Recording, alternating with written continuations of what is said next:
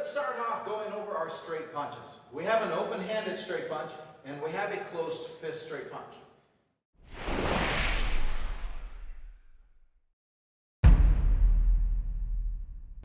When you are striking somebody in the head, you want to use that open hand. The head is comprised of a lot of very solid bones, and your hand has smaller, weaker bones. If you end up punching somebody and you hit them in the skull, there's a good chance that you are going to fracture your own hand. So think about striking with that open hand anytime you're working the head. Now when we work from the head down, that's when we want to switch to that closed fist. On the open-handed straight punch, we want to be striking with the base of our palm. Now if you notice, the base of my palm is in line with my forearm, so this is going to be the strongest place for me to hit with. The higher up I go on my hand, the more backwards leverage there is on my wrist, and that's not going to be good for my strikes. It's not going to be good for my wrist either. So you want to hit with the base of that palm.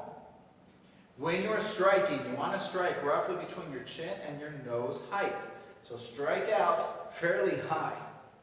Notice from the side, I'm not punching out from the shoulders, but rather I want to punch up into that zone.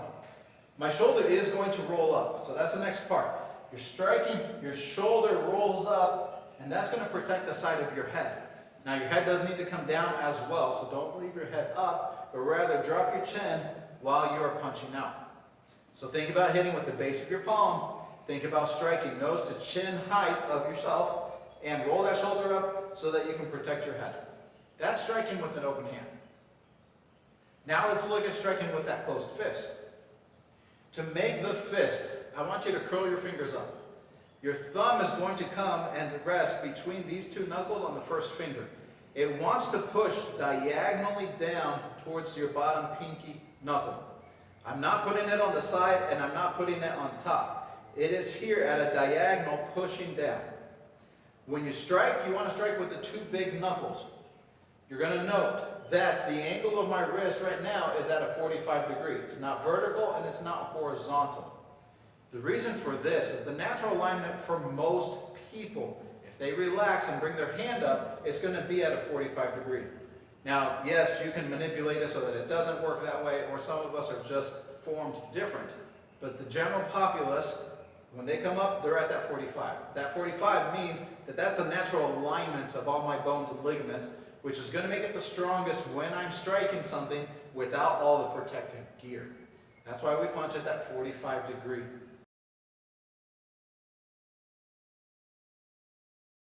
Now let's look at how to get power into our straight punches. This is going to start from the ground and work its way up. Now it's either through rotation or it's through our body's momentum forward that we can generate power. Let's talk about the rotation first. We want to practice letting all of our core and our big muscles launch our hands out to get more power into it versus just the hands flying in and out. So your body should rotate in order for you to generate a little bit more power. Now based off of whatever stance I'm in, my feet may also rotate in order to facilitate my hips turning. So if we look at our fighting stance, the lead arm. Now the lead arm is referred to as our jab. The back arm is referred to as our cross. When I'm throwing a jab, I don't have as much rotation as when I throw my cross. My foot probably isn't going to twist. It's more my knee caving in and my hips turning and leaning forward when I'm striking with my jab.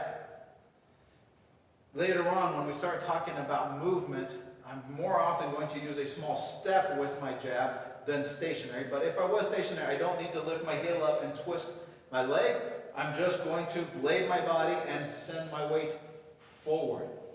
However, when I'm using the cross, my back foot is going to come up, not off the ground, but my toe's still going to be on the ground, but my heel's going to come up so that I can rotate. Now, I'm over-exaggerating right now for the video, but I want my hips to turn completely to the opposite side. This is going to give me more reach and more power. To do that, if I leave my foot planted, I can only get to here. However, if I lift my heel, I can now twist further. So depending on what strike you're doing, your rotation might be greater or smaller. And depending on what stance I'm in, my feet might have to be involved in facilitating that rotation. So rotation to get power into your strikes. Let's look at the other method. The other method is our body weight launching forward. Picture if the target's in front of me and I launch my body into it. I had no rotation. I was very square to the target. But just my body's mass flying in helped me generate some power into that strike. So those are the two main ways that we are going to work as far as our body goes to get power into the strikes. There are other things we need to consider, such as recoiling, the distancing, but we'll talk about those in a different video. Let's take a look at hammer fist. Now hammer fist is you're going to make a fist with your hand and you're going to hit with the pinky side forearm. Now I'm not hitting with the pinky itself. That's a small bone, it's fragile, it can be dangerous to hit somebody with that part of your hand.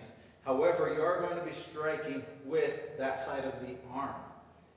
You'll find it'll feel more natural to do this against targets that are off to your side or off to your back. It can be used from the front. So there are times or applications from the front where we might use a hammer fist. But you're going to just feel more natural doing it or learning it on a target that's off to your side.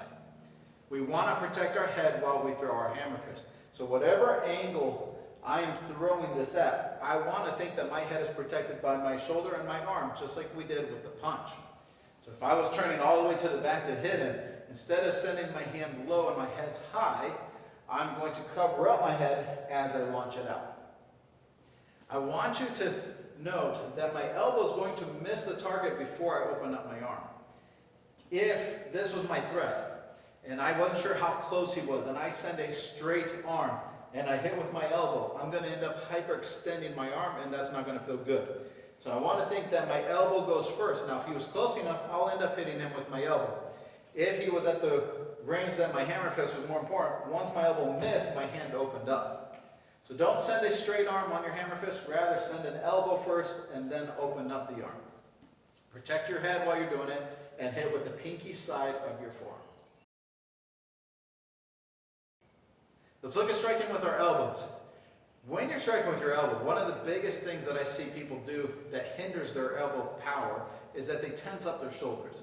So I want you to think that your shoulder is very loose during your strike and really rely on your body to help you generate more power into your hits versus thinking tensing up your upper body. So think it very loose. Now we want to hit with the first three fingers on either side of the elbow itself. So either here or back here. That's largely dependent on where the target is in relationship to my arm when it's starting. If the threat is off to my side and my hand was here, it makes more sense to hit with the tricep side of my arm. However, if my hand was here, it would make more sense to hit with the front side of that arm. So keep a loose shoulder, hit with the first three fingers on either side. Make sure you're covering or protecting your head with your other arm, and then start using rotation to generate power into your hits. So from the front, we could have many different angles that we are striking. From the side, again, there are many different angles that we could be striking, and the back would look the same as from the side. All right, those are your elbows.